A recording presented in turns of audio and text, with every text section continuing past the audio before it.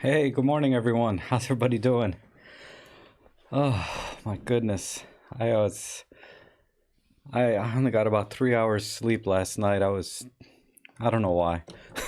But anybody, I'm really let me see if everything looks good here. I think so. Yeah. Everybody can see and hear me okay? Let me wake up a little bit. I'm sorry. Oh, my goodness. I uh I got in, I'm trying to get back into shape now that the weather's warmer and I can go out for walks again because they've kind of lightened up a little bit on going out, or at least it feels like it. And so what I usually do is I start with, I get a friend of mine we text each other how many miles we walked or ran, whatever, each day, and she's already ahead of me. I just can't believe, uh, I used to run like 15, 20 miles a week, and in addition to working out and things. And what kills me is when I was really hardcore trying to get into shape, maybe 5, 6 years ago, I would talk about it with people, and I would say, yeah, I go to the gym 5, 6 days a week. And and then they look at me and they go, really? And I'm like, yeah, really. Anyhow, so it's really frustrating. It's like you have to work out so hard just to make little differences. And then you kind of, I don't know, you just kind of let yourself go sometimes. And and then it's so hard to get started again. I've only done 3 miles this week. I went for a little photo walk, and during the photo walk, I took the worst pictures ever. I was able to post one picture that was semi decent on my Instagram. Uh, it's like some family fishing in along a stream. And then everything else was just a total wreck because that's the first photo walk I've been on in a couple of months. And I'm just, it's just like working out, right? If you don't take pictures all the time, constantly, you get rusty. You just get out of shape, photographically speaking. And I was really struggling just to take pictures on a photo walk. Um, okay, Peter, I'm sorry, you're not getting audio? You should be, because I'm seeing everything. All my lights are on. I have like my uh flight control center here. It's like all these screens and windows going on. But yeah, I was a little surprised. I was thinking about the similarity between exercising and not just physically for your own health, but also for your own photographic health, like your skill set and getting out of practice. It shows. It really showed in my photo work. I didn't even load them on this computer yet. Otherwise, I'd show you. But um, man, it was brutal. So hopefully, you guys and gals, try to take pictures regularly. If it's not a photo walk, just your backyard or something, because I've been really negligent in that area. I've been really not taking any photos of any consequence for a long time. Uh, Exercise is bad. Yeah, it's just walking. Um, Rick is saying exercise is bad for your body, reduces your immune system, and wears out your joints. I think running, to some extent, if you do it a lot, can be. I mean, that's kind of a known quantity. So I don't run anymore. Uh, I might start to on a limited basis, but yeah, my ankles are bad from running back, 10 years ago. There's a window of about 5 years where I really was hardcore. Oh, Roberto, you lost 25 kilos. Wow, that's awesome. Diet and photo walks. Yeah. I was watching a guy this morning on YouTube. He says he doesn't run. And he says, "You know why I don't run? It's because I have a car." He said he'll go to the end of the marathon and jingle his keys. He was killing me. It's on that channel, Dry Bar Comedy. And the guy, I forget the comedian's name, but it says, "I don't run." I only watched about 10 minutes of it, this morning. But that first 10 minutes was pretty good, talking about, how he doesn't run because he has a car and stupid things. But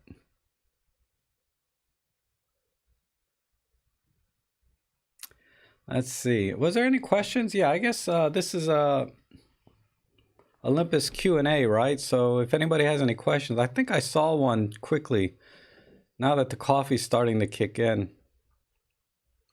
Let me see.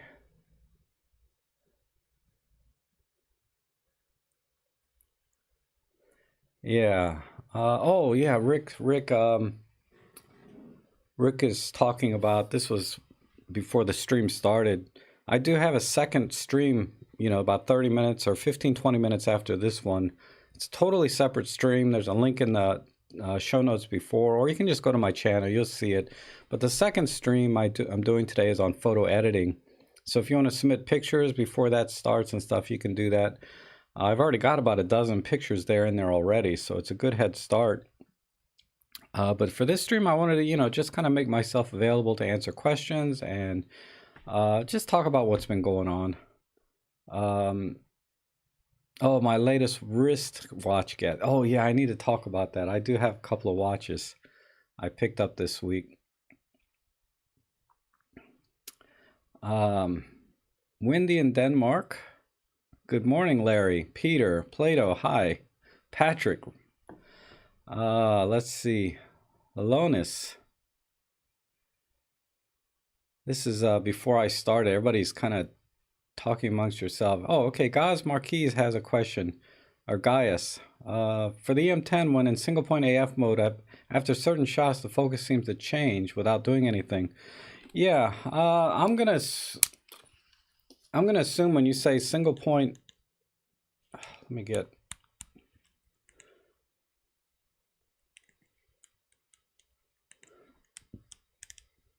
Let me set this up so it makes sense. So right now you're like this, right? Single point autofocus. If the focus point is moving, it's because of this here is all highlighted. So you need to. I can't see anything backwards. You need to go into that. And because of the green screen, you can't see anything. But change this to like a single focus point. Let me click the info button. Most likely it's on a grid pattern like that, and you need to select a single focus point like that. Hopefully you can see that. And then it shouldn't jump around anymore after that. I'm going to assume that's what the problem is. But if you already have a single point selected and it's still doing that, it's possible the face detect is on. Maybe you need to turn that off, but there shouldn't be any other reason that focus point is jumping. Other than your nose might be touching the screen. If you're holding it up to your face, your nose might be touching the screen and moving the focus point. Things like that. But let me know if I hit on it, if that answered the question or not.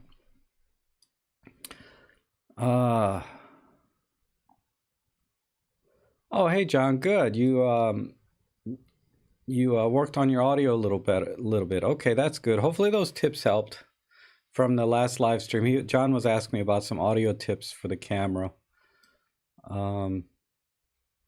Hey Andreas, soft to be fun. Kevin, I'm gonna get caught up here. I'm only 10 minutes behind.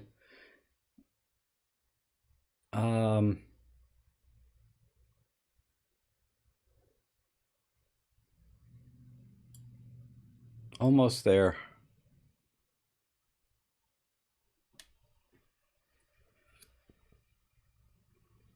Gaius Marquise, that's an easy fix if Rob doesn't answer.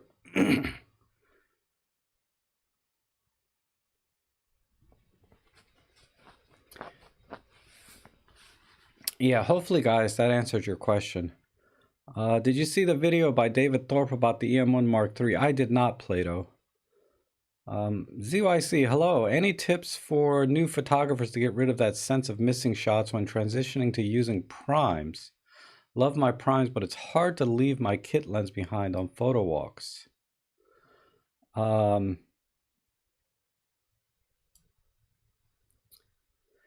when you take out a primes usually you have a very specific reason for using a prime, right? So if you go out with the intent to take those kinds of shots with that focal length, you're not going to feel like you're missing shots. You know, because I know what you mean. Like, I'll go out to the park with, say, my 17mm prime, and then there'll be like a bald eagle in the tree. And I'm like, man, if I brought my telephoto zoom with me, I could have got that shot, right? But, you know, if you're going to go out with a prime, go out with a very specific purpose. Like, I'm going to do portraits today, or I'm going to do landscapes, or I'm going to do, you know, street photography. You know, you take a prime out for very specific purposes, generally speaking. And you'll get a feel for what focal lengths you like for different types of photography. So, yeah, don't feel like you're missing shots. You know, think about the shots that you're going to get or do better than you will with a zoom lens because you're using a prime. You know, whether it's a shallower depth of field or a sharper image, or forcing your eye to see compositions that you wouldn't normally notice, because a lot of times with a zoom, you might be looking at what you can zoom in and out to, and you know, in the distance or close up, you might be looking at things very differently with the zoom and missing something else, right? But when you're always focused on one focal length, you'll see everything within that frame and everything that you want to get a shot of, versus when you're working with a zoom, sometimes you only focus on what you can get with the zoom far away or close up. You know, it's a little hard to explain, but you know, I always tell people, when you buy a prime, always buy it for a very specific purpose. Otherwise, you know, your zoom covers that focal length. So what's the point of a prime? Well, if you'll know it when you need it, you'll know it, basically. So hopefully that helps. I just ordered a used 4150 Pro for about 700. Yeah, that's an awesome deal, Dickie. $700, man. I'd buy one for 700. And then think about maybe the 1.4 or the 2x teleconverter on top of that, and you got a killer combination there. Because I tried to do some bird shots yesterday with the 14-150 kit lens. Not the 40, but the 14-150 that you get with the M5s. And they were soft at 150. I mean, the bird was like only about 1% of the frame, so, you know, when you crop in. Like I said, this was on the photo walk the other day that just sucked.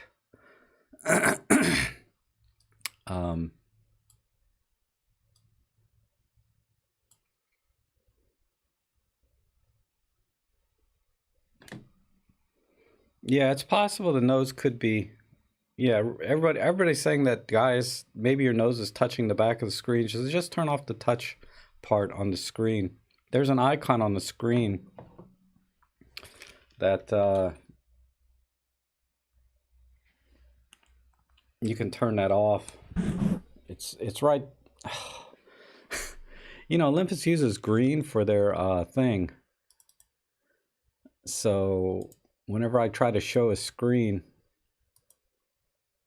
I wish there was a hot button for this green screen, but anyhow, there's a this button right here. If you tap it, right now touchscreen is on. If you tap it, that's touch to take a picture, and then you tap it again, that turns off the touchscreen. And then, you know, if your nose hits things, that's one way to deactivate it.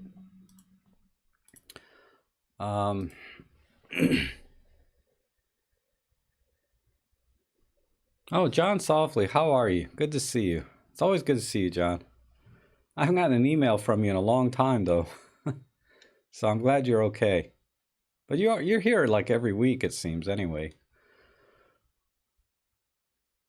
Rob, is there any reason the EM10 Mark III can't use Pro Lens function button? I can't say because I don't own that camera, so I don't know.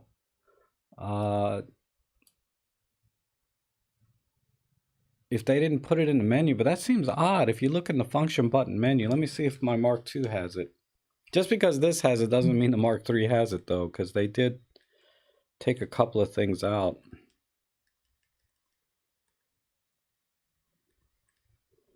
Yeah, it's the LN function in the button menu right here. Oh, this Panasonic lens. I'm using a Panasonic 7 to 14 millimeter lens today, and it doesn't focus quite as close as the Pro lens that I normally use. And I don't understand. Holy crap, I was zoomed all the way out to 14 millimeters.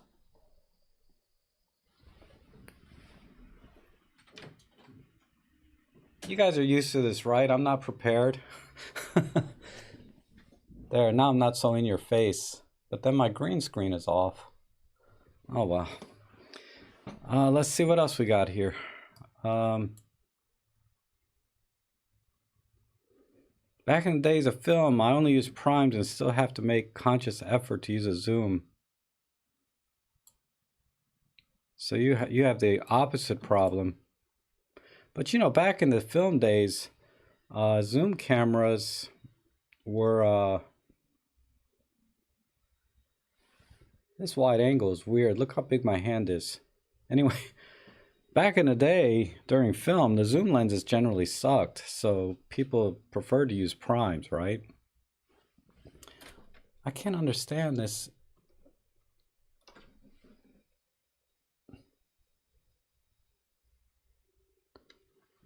Anyway, the camera is, it's so weird. Is this my right hand? I can't, everything's opposite. Yeah, that, okay. Okay. So that was,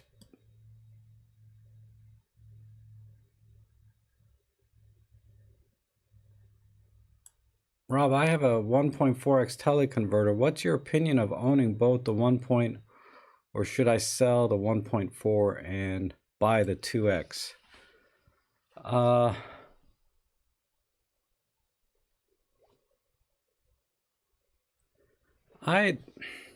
It's hard for me to say, Mike. I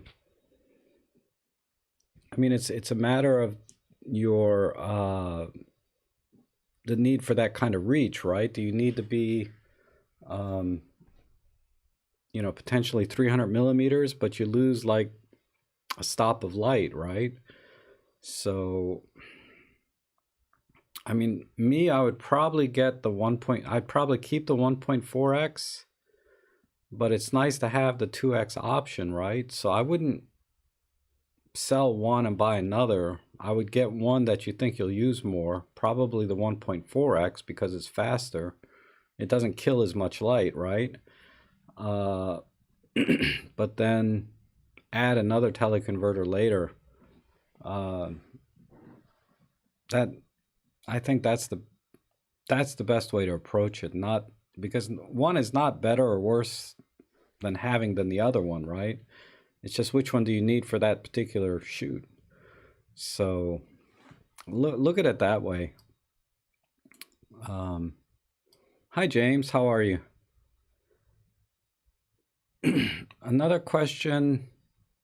In the 75 1.8, would it be good for full body portrait shoots? Wow, you'd have to stand back about, you know, 15 feet, I'd say, if not more, maybe 20 feet, which is what, 3 to 6 meters. I'm not sure which metric you use, but I wouldn't say it's ideal for full body shoots because you have to stand so far away. If you have a lot of working distance, maybe, but I think the 45 would be a better choice for full body.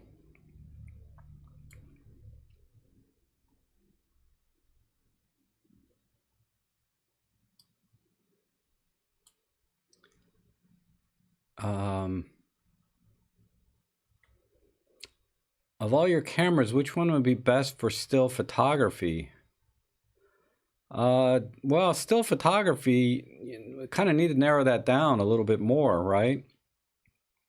Sports action, EM1 Mark III, birds in flight, EM1 Mark III, that kind of thing. If you're talking about still life photography, landscapes, portraits, still the EM1 Mark III, but you could also go with EM5 Mark III. Almost any of the Olympus cameras are fine for non-sports action type photography. All of them are excellent for that. So any of them, really, it's just your lens choice at that point. But if you're going to be using studio strobes and things like that, then yeah, I'd probably go with an EM5 Mark II for still life. And I'm looking at it from a point of value, right? If all you care about is still life photography, landscapes, maybe some people shots, EM5 Mark III right now and the EM10 Mark II are the best values on the market. If you want to step up to other types of photography, sports action, then yeah, you're going to need EM1 Mark III, EM1 Mark II. EM1 Mark II is probably the best value in sports action photography right now.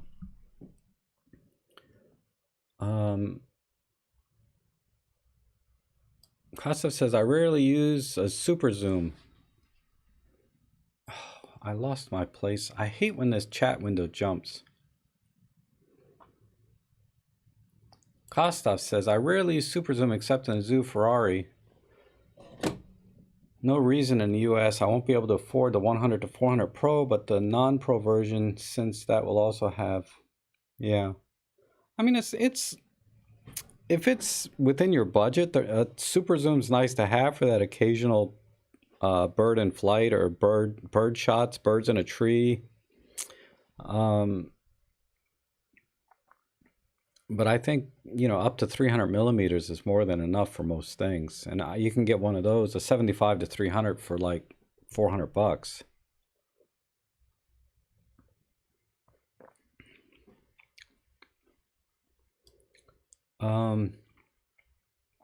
Regarding the, Peter Ricardo says, regarding the 140 to 150 Pro, I use it with the 1.4x teleconverter, then get full frame equivalent of 420 at f4. I think this is the optimal combo, not the 2x for me anyway. Yeah, like I said, 1.4 is makes more sense in terms of lighting because you get more light. You're at f4 versus f5.6 with the 2x. But if you need 600 millimeters, you need it, So that's why I say maybe start with the 1.4 and then add a 2, or vice versa, depending on your needs.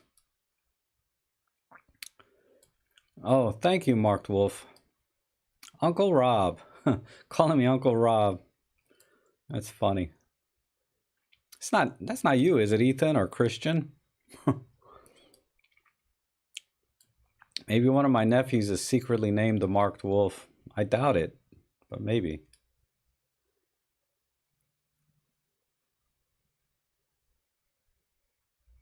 Ah, the YouTube app on Smart TV now shows comments. Okay, good.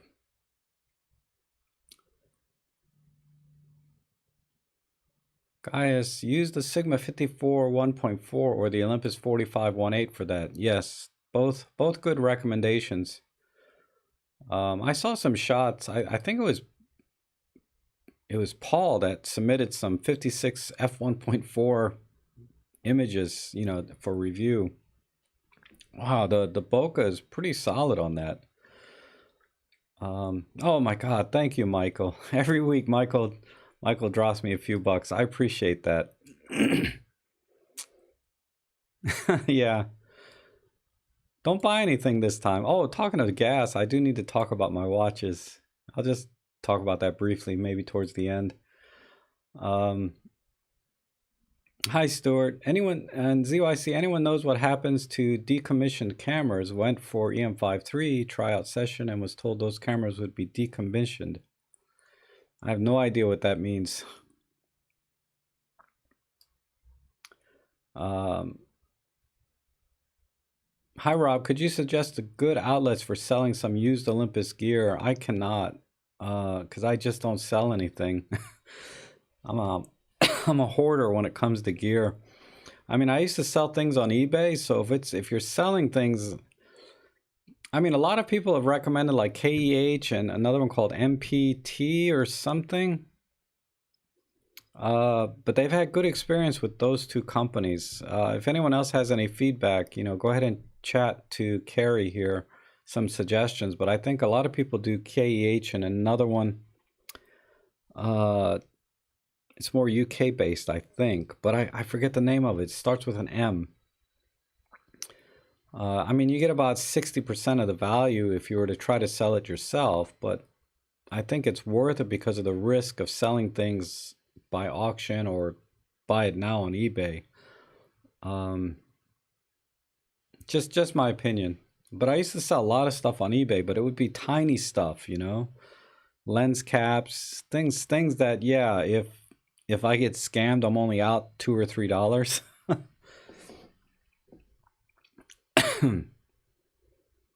Hi, Trevor. How are you?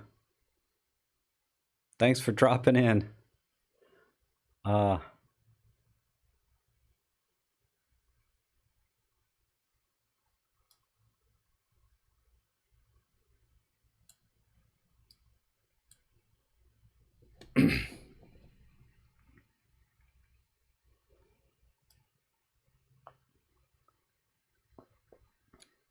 MPB. Thank you, Kostov. MPB.com. I've heard good things. I think my friend Walter sold stuff to MPB and he had a good experience.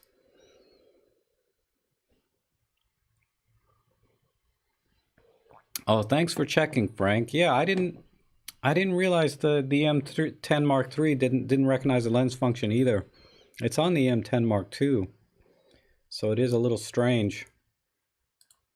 I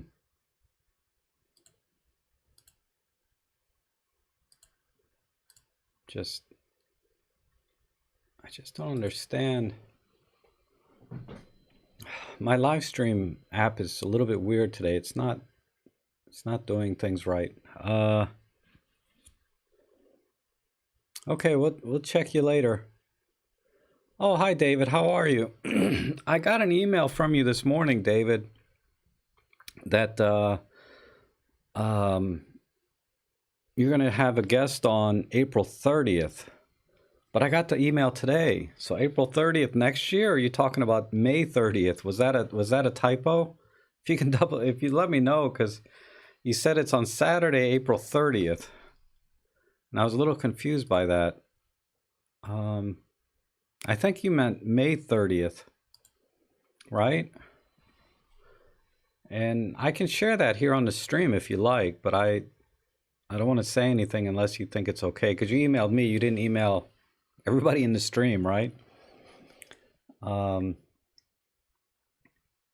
Let's see. KEH is good for buying. KEH is good. Is other sellers excellent to excellent plus? Okay.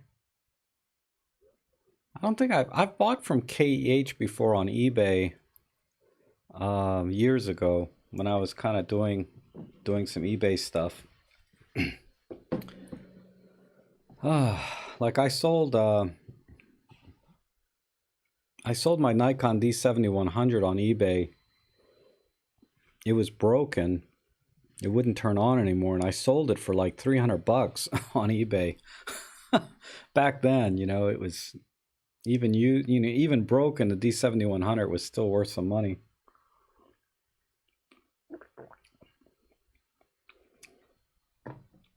Yeah, Mark Dwarf is asking, does anybody shoot older Olympus like the EP1? I know some people shoot with like the E300, the E500 series. I think up to the E400 used to have the Kodak sensor in it, which was kind of interesting.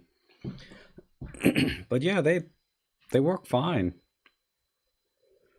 Dickie says, about a few days ago, I shared your tutorial to set up custom dial to my friend whom also has the EM1 Mark III. They are very happy. Oh, good. I'm glad. Yeah, my tutorials aren't for everyone, right? I mean, you kind of have to be, I don't know, but when I connect with someone on a tutorial, you know, it's great.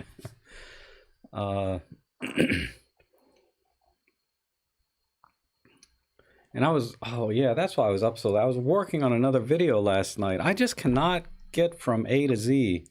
I'll start a video and then it gets so late, like it was like 3 in the morning. And then when I was done, I had no video and I'm gonna have to start over the whole thing. Cause I'll look at it and I'll say, this is all crap. Cause I haven't published any videos this week. I mean, I've been busy with like actually paying jobs this week for some reason. I've been getting jobs, but video wise, I really wanted to crank one out before I did another stream, and I just couldn't get it done.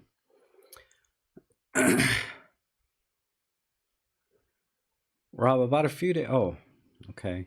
Lona says it's still my choice for street photography and better than the Mark II, primarily because of the new processing engine.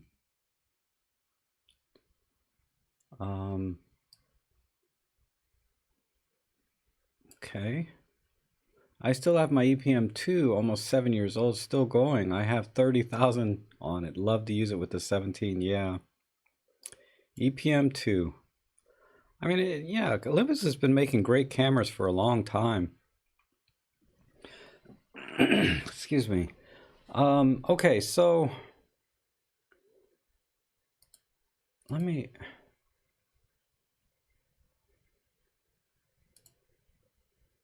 Oh, that's why. Sorry,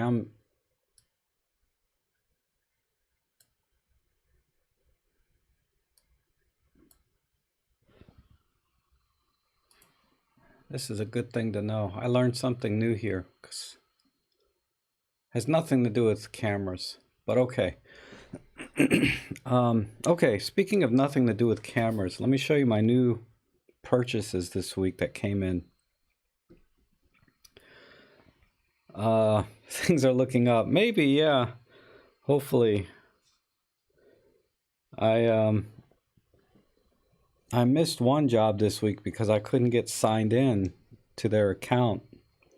Seems like, you know, certain companies are boosting their security and they're having these double, triple verifications to sign in, and I couldn't sign in from my house, so I have to wait till, because I was trying to do that yesterday. I have to wait till Monday when I can get a hold of them and say, can you please verify your account so I can get in? Okay. All right, so I got a Casio this week. I forget the model number on this, but man, let's see if I can get this without too much reflection. I really like this this watch. It's a Wave Scepter. Maybe if I tilt this up like that. No, that didn't help. But this is a Wave Scepter watch, meaning it gets a radio signal for atomic timing, so it's supposed to be 100% accurate.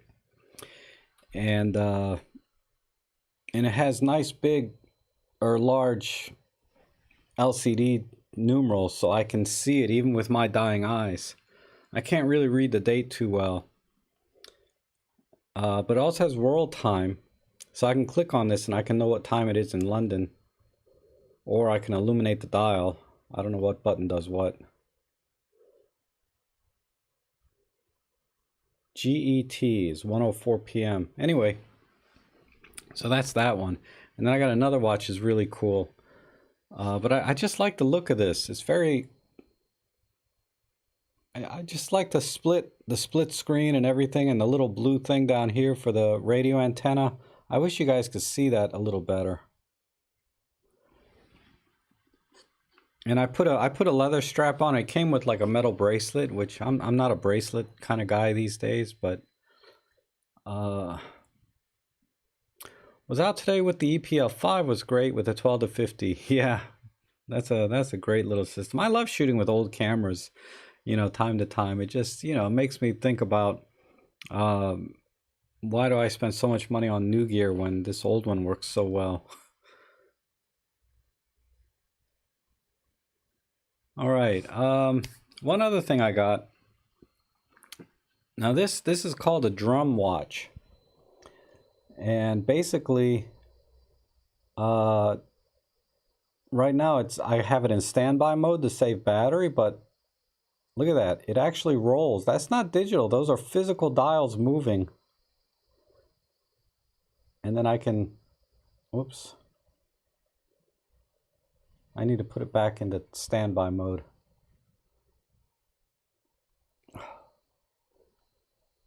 See if I can. Isn't that cool? This is an Eskimir drum watch. So just search for it on Amazon, drum watch, and you'll see it anywhere from, I got this one for $12, but anywhere from $12 to $200. You know, there's a lot of variety. This was just very cheap, so I just said, you know, for $12, I gotta try this. Look at that. That is just way cool. Anyhow,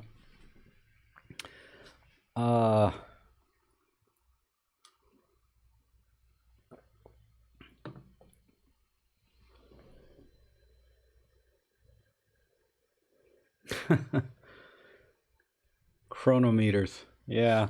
No, none of these are chronometers. Unless you just mean watches. When I think of when I think of those other watches, you know, they have multiple dials on them. Those are hard to read. I do have one of those, but I can't read it because my eyes are just so bad now. All the fine print and everything, so it's kind of wasted on me. But I think they look cool.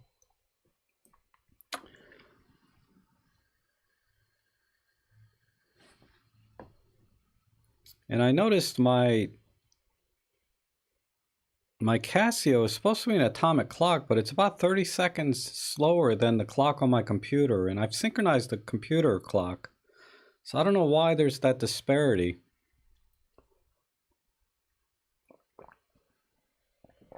And then the Chinese, or I shouldn't say Chinese, but the very cheap watches that I have, because I don't know where they're made necessarily, so I shouldn't generalize, right? But the very cheap watches that I have, you know, they don't keep time well at all.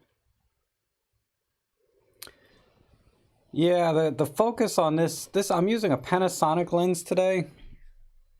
So Panasonic lenses don't focus quite as well on Olympus cameras. So if it misses focus time to time, that's the reason. I should switch back to the 12 millimeter Olympus lens. Oh, thank you, Cindy. Says, you rock. You are the best Olympus teacher. You have so much information, videos out, and I've learned so much. Okay, great. I'm happy. Like I said, when my videos connect, the tutorials connect with people, they love them. Digital radio syncs time also. Okay. Yeah, I don't know, Roberta. I don't know why.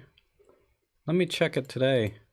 I mean, I didn't have to set the date or time or anything when I got it. It was right, but it's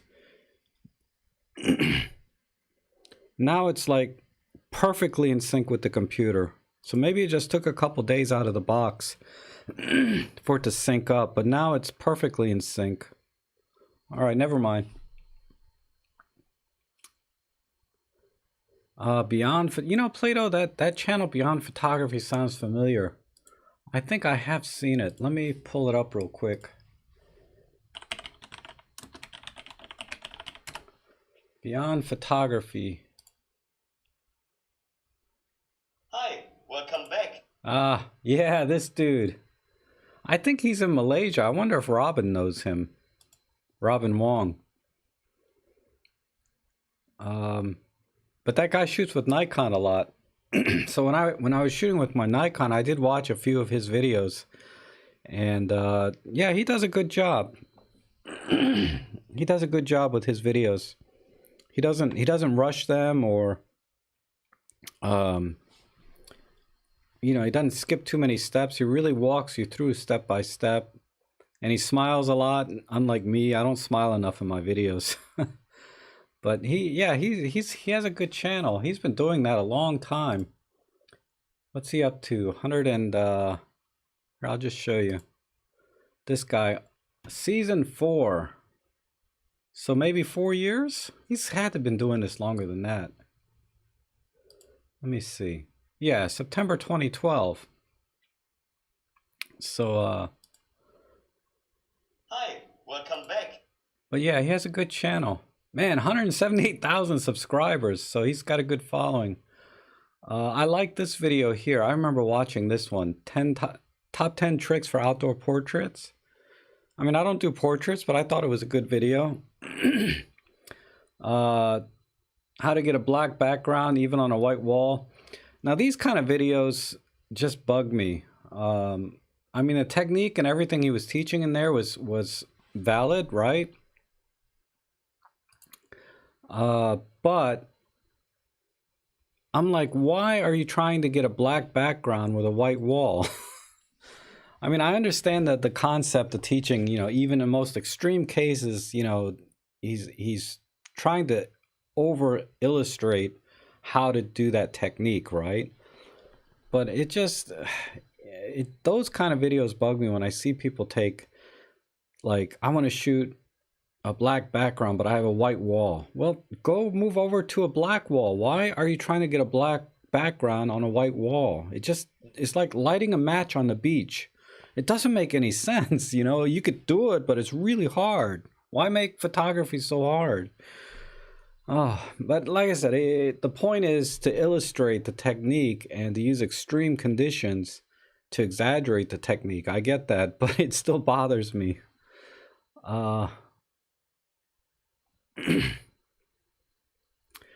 Yeah, Rick, it's the Rick is saying the distortion because, you know, this lens. Look, this is like that video that Camera Conspiracies just put out about using super wide angle lenses, right?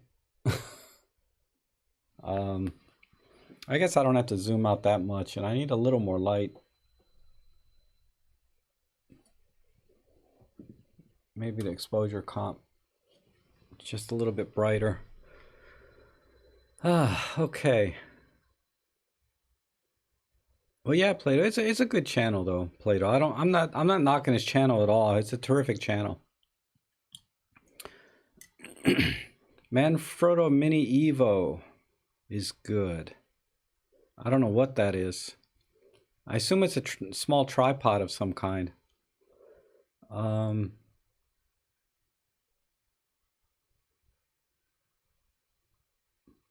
The Mark Wolf. Yeah, I like Tony's channel. But yeah, Chelsea? I just hate Tony only because he married her first.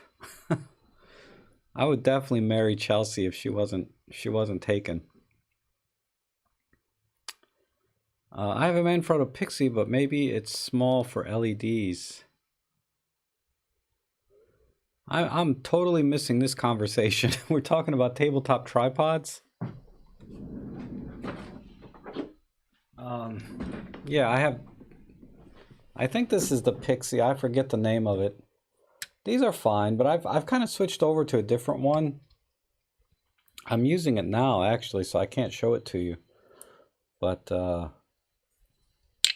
I like this other one a little better than these, but they're different. They're very different. I have the other Manfrotto where the legs extend out, and you know, so it's a little bigger. That's a little better one than this one, but this one is still smaller and lighter. So, like I said, it's kind of like, do you get the 1.4x teleconverter or the 2x? Well, which one do you need? Like sometimes I need this one, sometimes I need the other one.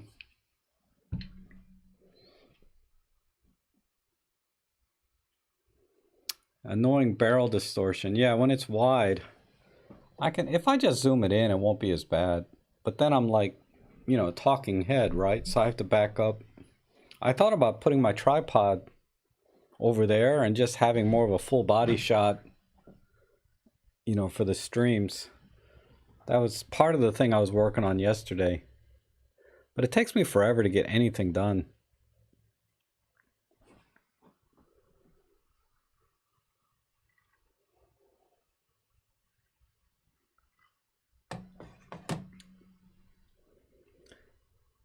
Huh. Oh, Joe Edelman. Yeah, he's been bringing in some guests on his live streams lately. I haven't caught the ones with his guests yet.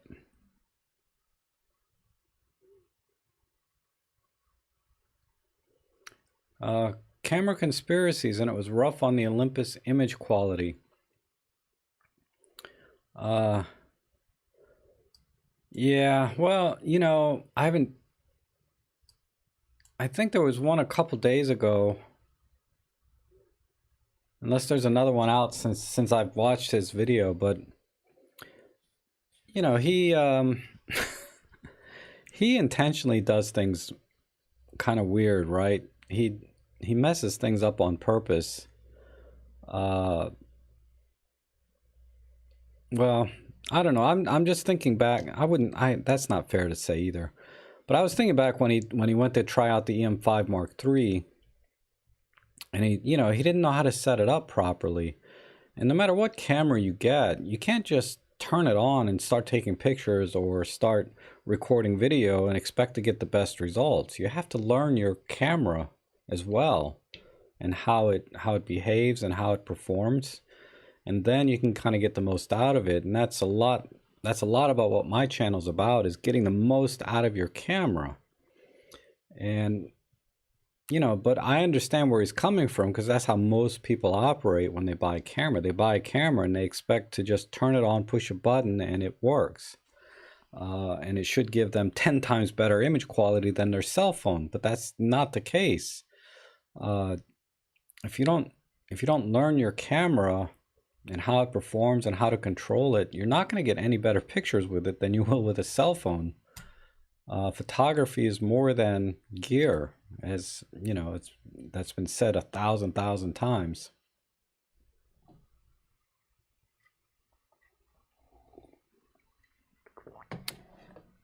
Oh, that's too much information for me, Mark. Let's see.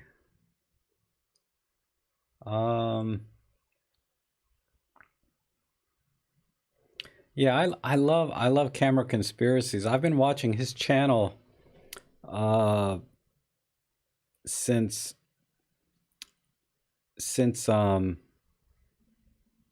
I don't know, since I started mine. Even before I started mine, I think I was watching his channel, because but he had no subscribers at the time on his Camera Conspiracies channel. So I did a video and I talked about his channel, and I said everybody should go check out his channel. The guy is funny, you know, and he's a lot smarter than he leads on to be in the videos. And yeah, now he's like, you know, 5 times the size of my channel since I recommended him. So it seems like whatever I recommend, people go subscribe to. Like, what's his name? Beyond Photography's at 178,000.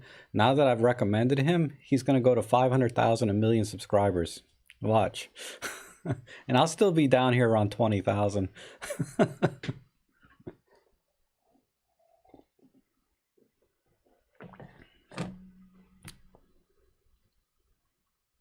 David, you know, David, I missed, I don't know if you answered my question or if you missed my question, but like I said, I got an email from you this morning about April 30th. I think you meant May 30th, right?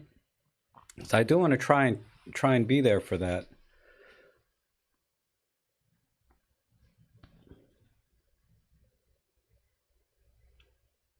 Oh, hey, Corna, how are you?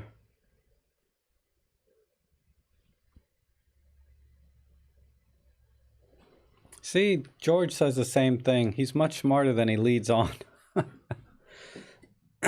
So true. But he's really a genius with his channel. his comedy. If you like dry humor, I really like, I like his dry humor. And he's also a bit of an artist, right? Musician. So he makes his music for his channel as well. So he's got a lot going for him. He does a really good job on his channel. Oh, hey, Jean-Marc, how are you? Good to see you. Yes, May. Thank you, David. You may have answered it before, but I missed it. Absolutely agree. Don't just keep buying a new kit. Learning to use what you already have is great. I had 3 lenses when I took my photography degree.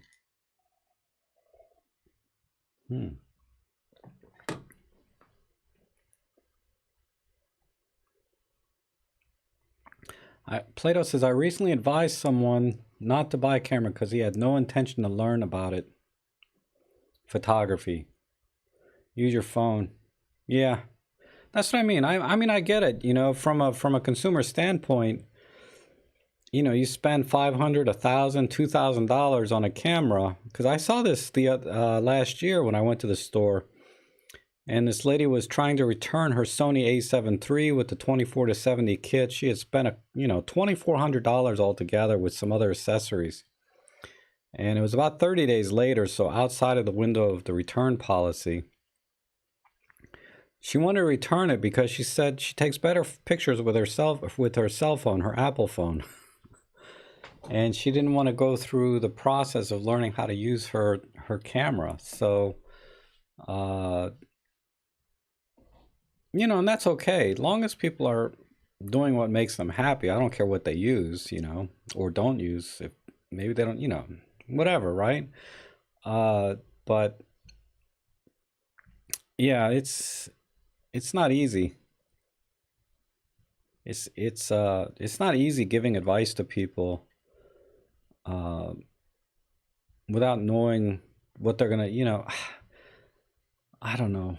Like I said, I got 3 hours of sleep last night. Unfortunately, Plato says, or Marco says, you'll blow up someday, Rob. Then you'll have no time to read our comments. 20K is already a lot. I should invite him. Maybe. He probably gets invited all the time. I remember he was on, what's his name? Another guy I used to watch all the time, and I can't remember his name now. Matt Granger.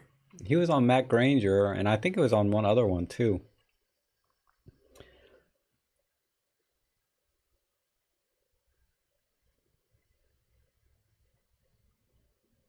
Yeah, because they bash other brands. It's hard to say. I mean, a lot of people that go out, you know, that they have really big personalities, you know, like you know, Frono's Photo has a very big personality. Hates Micro Four Thirds. I love his channel though. I really do. I really do like the Frono's Photo. Even though he hates the format that I use, right? Micro Four Thirds. And I do like Tony and Chelsea's channel. I don't watch it as much as I used to, but I do like their channel. I like most channels. Most people that go out there, it's not an easy thing to put yourself out there in front of, you know, millions of people potentially, and try to teach something or have an opinion about something or say anything. You know what I mean? It's not an easy thing. Just to give you some perspective, I mean, I got this email. Let me see if I can pull this up without giving away too much information.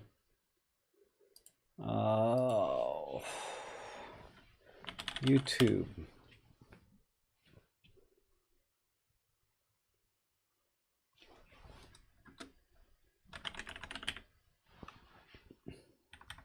Oh, here it is.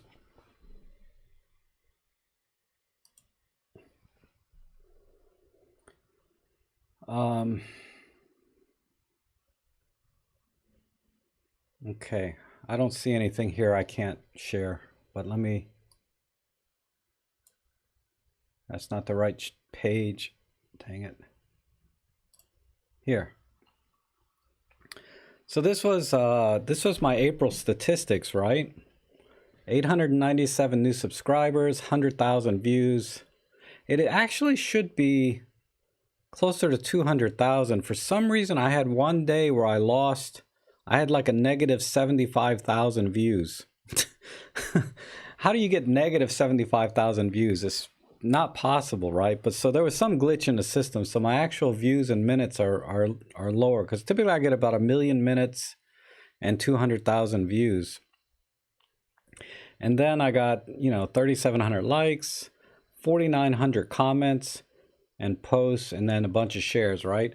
Now the comments part is a little bit exaggerated, because half of those are posts that I made. Because somebody will make a post and I respond, right? So that counts as 2. So really I got about 2,500 comments with about 2,500 replies in 1 month.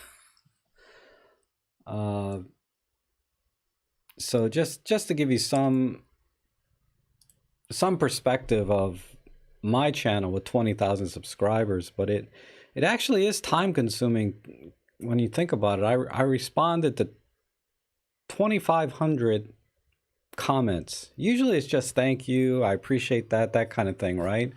But sometimes people ask legitimate questions and those take a little longer to answer. Sometimes it takes me a whole day to answer those, right? Because I have to get the camera out and double check that whatever setting they're asking about is correct. Like somebody was asking me about,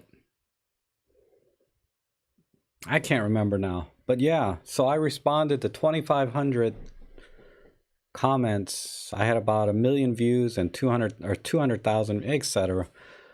But just imagine like channels like Tony and Fro that have 1,000,000 plus subscribers, it's insane. But they don't answer questions, right? So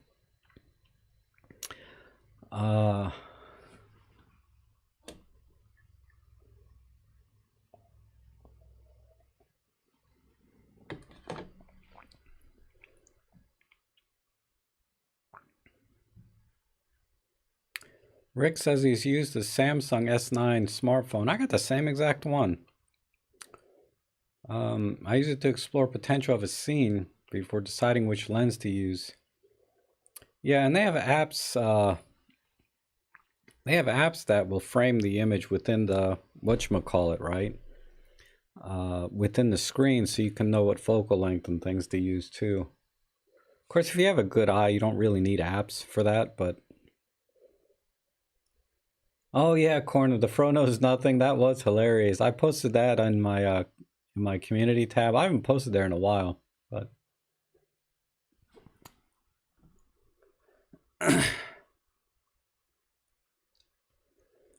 get a cute model, right? Marco says get a cute model and then teach her to use a camera. Oh, that's just asking for trouble.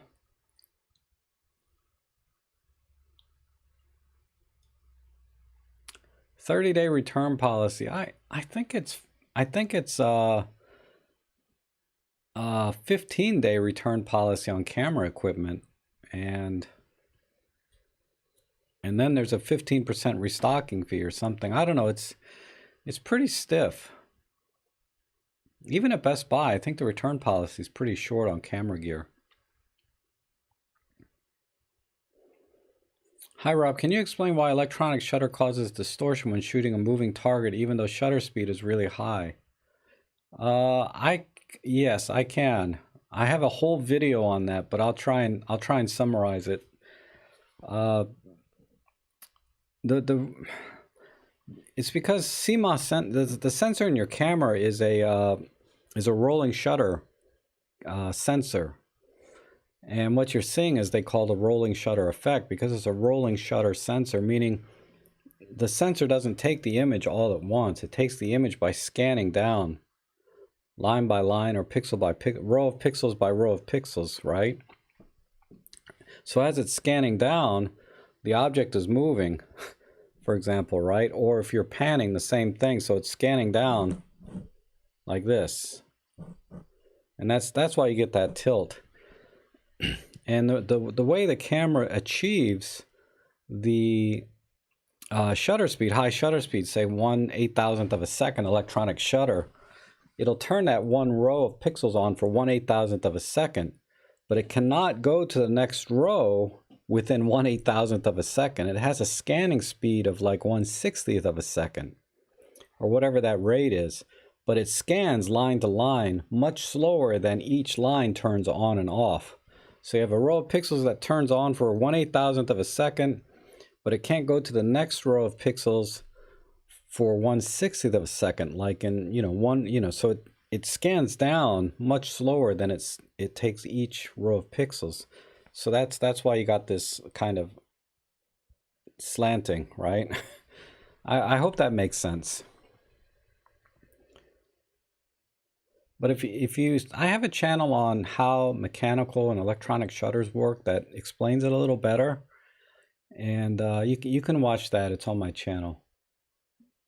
I spent a whole day and a half making that video.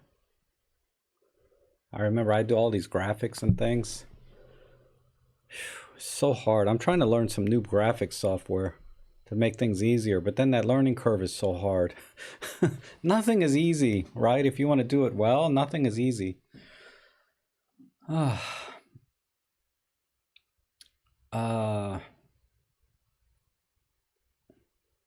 robtrek, are likes and the other YouTube statistics important for your which help your channel the most?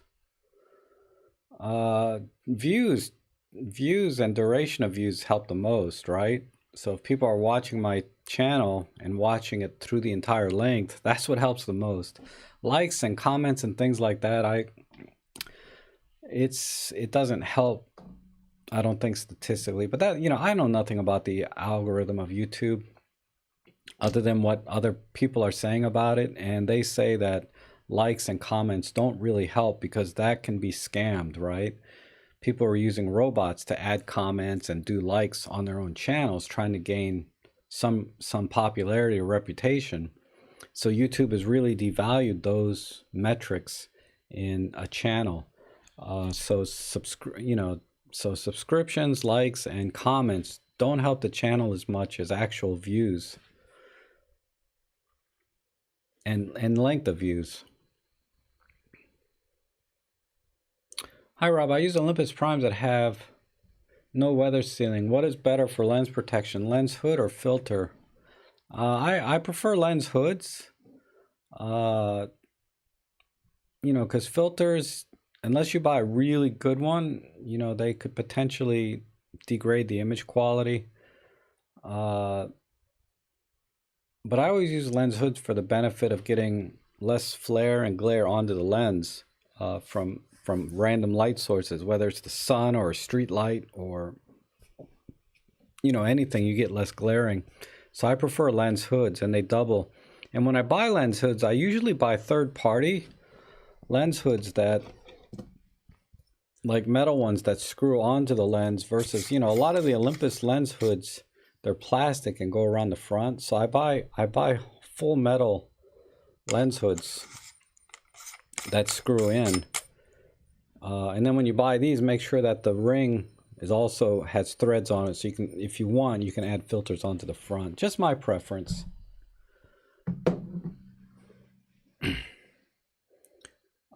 Hi Rob, watched your infrared video again yesterday, and at the end you say you were going to post an infrared with long exposure video, but I can't. I probably didn't do it, Lewis, to be honest.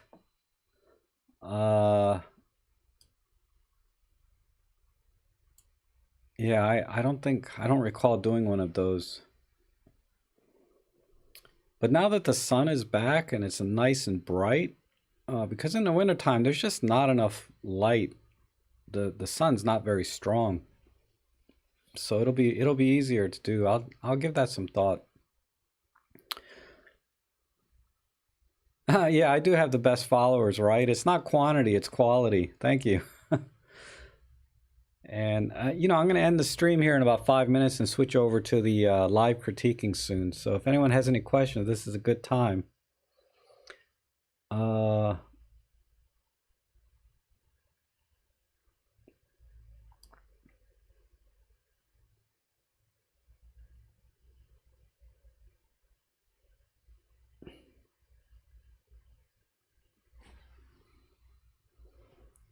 Yeah, Rick, I agree with you. Don't use apps on your cell phone. I mean, I thought about it once because Nick Carver uses an app to help him plan out his shoot. He uses, really large format film, super wide or square. He loves that app because it helps him, because he'll go out and scout a location and frame it with his app on his phone, and then he comes back out and sets up, his film camera, because it takes him like half an hour just to set up the freaking camera to take a picture, and then he'll spend all day there. Uh, Rob, did you watch Don's Loa MFT unveil? No,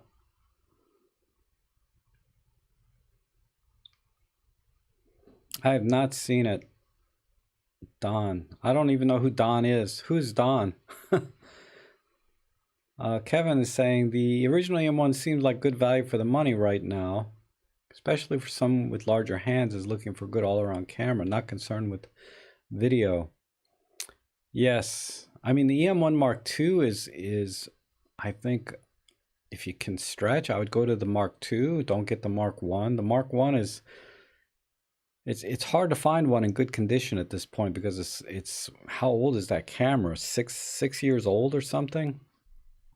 Uh, if you can find one in really good shape for 200-300 bucks, maybe, then you're fine, right? You don't have a lot of money in it, and like you said, if you just need a little bigger grip, the M1s are excellent.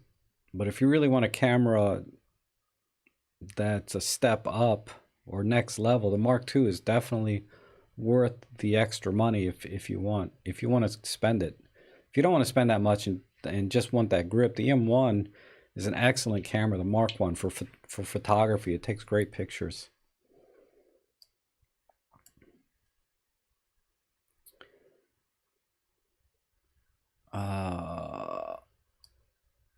Let's see. Do you?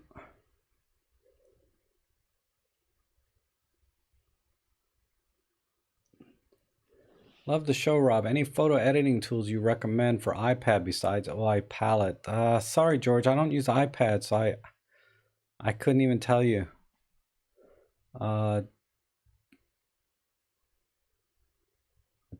George is saying, do you use any dissectant to protect your lenses? If so, do you store your lenses in a special box? I do not.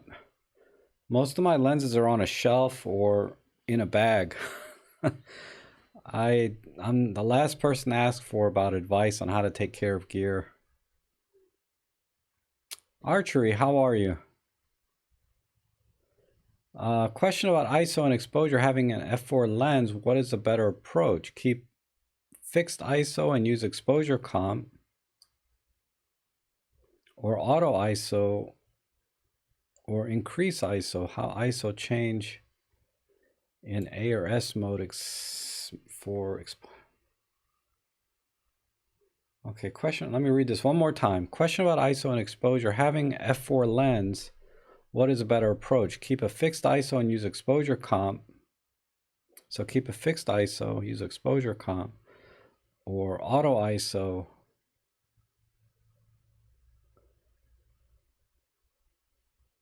or increase ISO. How ISO change in A or S mode. I think I'm just way too confused reading that over and over again. If you want to do exposure comp, typically if you can, if you don't need a fast shutter speed, shoot an aperture priority with fixed ISO and adjust your shutter speed, right? If you want to, then exposure comp will adjust the shutter speed by default because you've locked ISO and you've locked aperture. If you need a fast shutter speed, then shoot in shutter priority and then shoot an auto ISO to give you the correct, so that you can be at that shutter speed. Just use auto ISO, and then the lens is going to be wide open.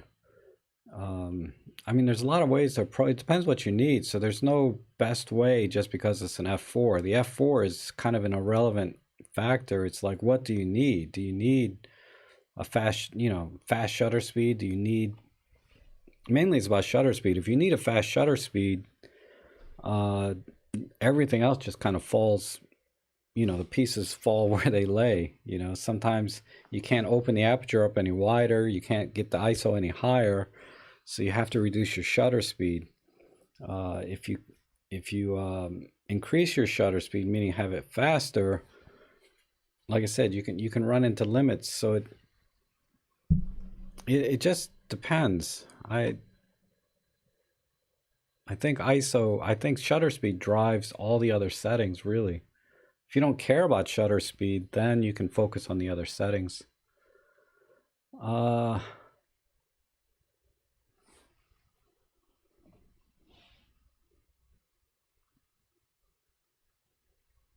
Which monitor do I use for editing photos? Oh, just an old 5-year-old AOC monitor. The main thing about monitors, I just, on the low end, you get the IPS displays and you color calibrate them using, I use an X-Rite Color Monkey or whatever it's called. I think it's called a Color Monkey to calibrate my monitors for color. And that's the most important thing.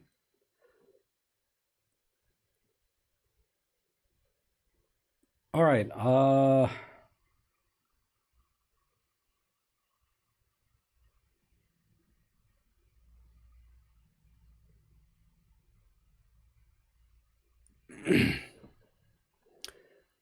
Archery says, you bought the M5 Mark III a few months ago. Should I feel bad? I should have waited for the M1 Mark III. No, don't feel bad. The M5 Mark III is awesome camera. The few features that the M1 Mark III has, you can do on the M5 Mark III. Like Starry Sky AF, you can manually focus on the M5 Mark IIIs. People have been doing it for 100 years or however long there's been photography. The live ND filter, it's nice to have on an EM1 Mark III, but just buy like a $10 ND filter and then you're done, right, on the M5 Mark III. What's the other feature on there? High-res shot mode, handheld. Yeah, you just have to use a tripod if you're using the M5 Mark III. So there's really nothing on the EM1 Mark III that you can't already do with an EM5 Mark III with just little things like a tripod and ND filter or manually focus. It's not that big a deal. It's just all these features they keep piling on the cameras.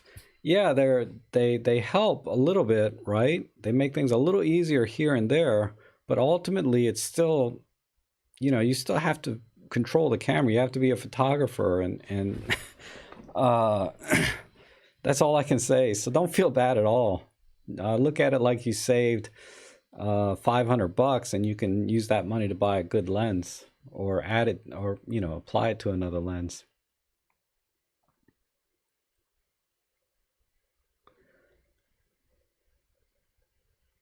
Here's my weekly tech question. Can you take more than 2 exposures in multiple exposure mode? No, you cannot do it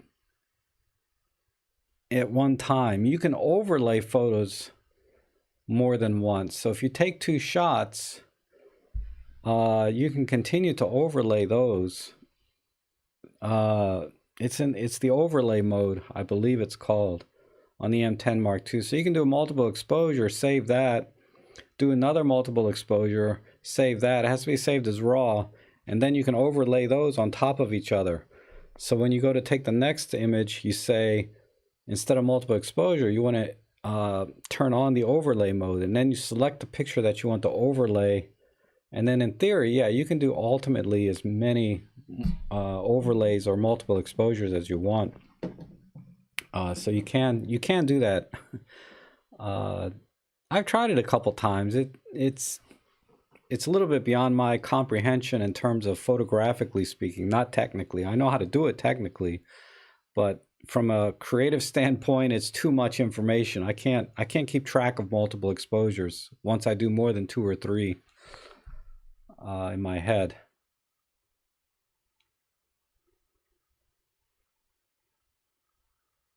Yes, it's built in, Lewis. I'm gonna show you this one thing, and then I'm gonna end the stream. I have to move on to the next stream.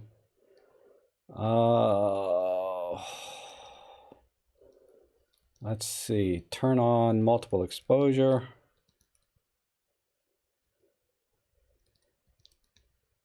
So you see in the multiple exposure menu at the bottom it says overlay. That's the overlay feature. So you can do virtually unlimited multiple exposures. So I don't think I have a video specifically about overlay, but it's not too hard. You can figure it out.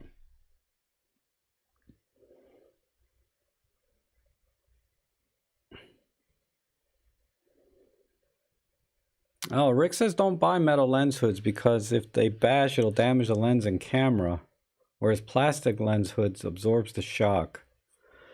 Well, I guess it depends how hard you hit something, right?